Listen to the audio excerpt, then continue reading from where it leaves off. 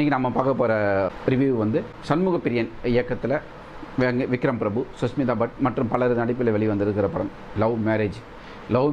ஒரு பெரிய கதை இல்லாமல் சும்மா சாதாரணமாக ஒரு படம் எப்படி பண்ணலான்னா இப்படி பண்ணலாம். அதாவது படத்துடைய ஆரம்பத்தில் விக்ரம் பிரபுக்கு கல்யாணம் நடக்குது. ஊரெல்லாம் பேனர் அடித்து ஒட்டியிருக்காங்க. அப்போது ஒரு கேரக்டர் வந்து நிற்குது. விக்ரம் பிரபுவோடைய ஃப்ரெண்டு அப்படியே நின்று அப்படியே அந்த கேமராவை அந்த பேனரை பார்க்குறாரு. இவனுக்கு வந்து கல்யாணம் நடக்குது. இந்த கல்யாணத்துக்கு இன்னெல்லாம் நடந்துச்சு தெரியுமா அப்படின்னு சொல்லி ஒரு ஃப்ளாஷ்பேக்கை ஓப்பன் பண்ணுறாங்க. ஃப்ளாஷ்பேக் ஓப்பன் பண்ணால் 33 வயசாகியும் பொண்ணு தேடி கிடைக்காத விக்ரம் பிரபுக்கு என்ன பண்ணுறாங்க, மதுரை பக்கம் உசிலம்பட்டியில் வந்து ஜவுளி கடை வச்சுருக்கிற விக்ரம் பிரபுக்கு பொள்ளாச்சி பக்கம் வந்து பொண்ணு பார்க்குறாங்க. கிட்டத்தட்ட 500 கிலோமீட்டர் தள்ளி வேறு ஒரு ஜாதியில், அதாவது இன்டர் காஸ்ட் மேரேஜ், அதாவது அரேஞ்ச் மேரேஜ் தான், லவ் மேரேஜ் கிடையாது. ஜாதி விட்டு ஜாதியை வந்து கல்யாணம் பண்ணுறதுக்காக அங்கே வராங்க, பொள்ளாச்சிக்கு வராங்க பொண்ணு பார்க்குறதுக்கு. குடும்பமாக இங்கே வராங்க. வந்து இறங்கி பொண்ணு பார்க்குறாங்க. விக்ரம் பிரபுக்கு பொண்ணு பிடிச்சி போகுது.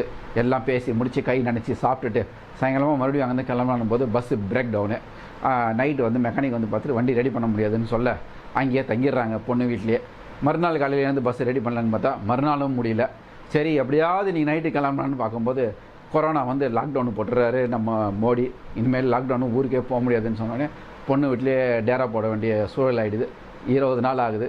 20 நாளில் என்னென்ன கலவரங்கள் நடக்குது. இப்படியான கலவரங்கள் நடந்துன்னு இருக்கும்போது அந்த விக்ரம் பிரபு வந்து உருகி அந்த பொண்ணை லவ் பண்ண, அந்த பொண்ணு வேற ஒருத்தனை லவ் பண்ணி ஓடி போயிடுது.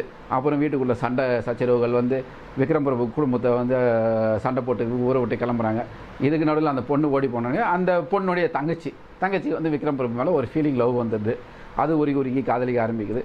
முன்னாடி இவங்க அப்பா அம்மா கிட்ட சண்டை போட்டு மறுபடியும் வந்து அந்த தங்கச்சியவே கல்யாணம் பண்ணிக்கிறாரு. அது பெரிய பொண்ணு, ஓடி போன பொண்ணு அந்த காதலங்களுடைய எப்படி சேர்றாங்க. இதுதான் கதை. கிளைமேக்ஸில் வந்து விக்ரம் பிரபுக்கு சுபம்னு போட்டு தாலி கட்டி முடிச்சு கல்யாணத்தை 33 வயசில் ஒரு வழியாக முடிச்சிடாரு. இதுதாங்க இந்த லவ் மேரேஜ் படத்தோடைய கதை. அதாவது அரேஞ்ச் மேரேஜ் அரேஞ்ச் பண்ண பொண்ணு ஓடி போய் தங்கச்சி வந்து இவரை லவ் பண்ணி கல்யாணம் பண்ணிக்கிறது தான்.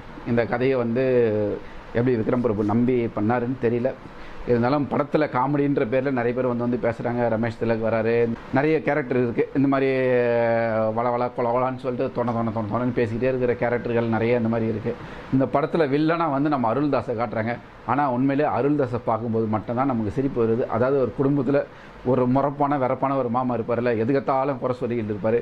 டீ ஊற்றா டீ சக்கரை அதிகமாகுதுன்னு கம்மியாக இருக்குதுன்னு சண்டை போடுவார். அந்த மாதிரியான ஒரு கேரக்டர். அவர் ஒருத்தர் மட்டும்தாங்க இந்த படத்தை படமாக காட்டுறாரு. ஏன்னா விக்ரம் பிரபுவும் உடைய நடிப்பும் கொஞ்சம் அந்நியப்பட்டு தான் நிற்குது படத்தில் இருந்து.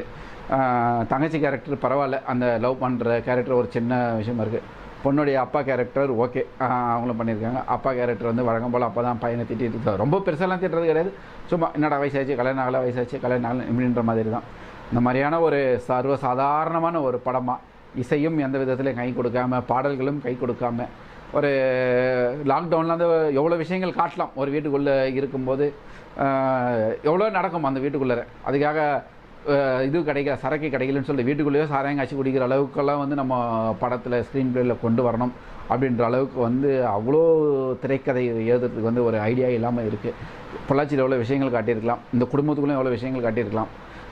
அதெல்லாம் எதுவுமே காட்டாமல் இயக்குனர் வந்து கொஞ்சம் திணறி அப்படின்னு சொல்லிட்டு இந்த படத்தை முடிச்சிருக்கிறாரு. மற்றபடி இந்த படத்தை பற்றி சொல்கிறதுக்கு எதுவும் இல்லை. Subscribe to Walgan Television. Please subscribe Walgan Television.